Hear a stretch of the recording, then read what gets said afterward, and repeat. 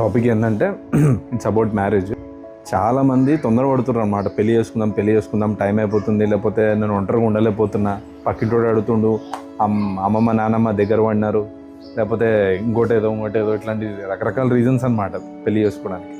అసలు పెళ్లి చేసుకోవాలంటే మినిమం ఒక క్రైటీరియా ఉండాలి మనకి. అంటే మెయిన్గా 2 criterias. First criteria mental stability చాలా స్ట్రాంగ్ ఉండాలి, ఫిజికల్ ఫిట్నెస్ ఉండాలి. మెంటల్ స్టెబిలిటీ జనరల్గా మనకి ఒక రేంజ్ ఉంటుంది.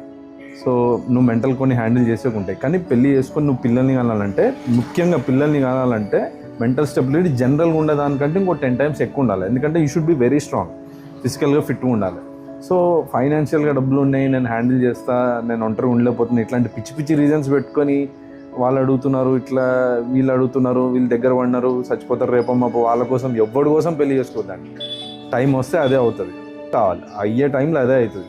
Don't force yourself to get married. Okay, keep your physical and mental health చాలా strong, then you decide about it. Marriage కంటే ముఖ్యంగా పిల్లల్ని ప్లాన్ చేయాలంటే 100 times ఆలోచించండి ఒకసారి. Okay, have a great day, bye.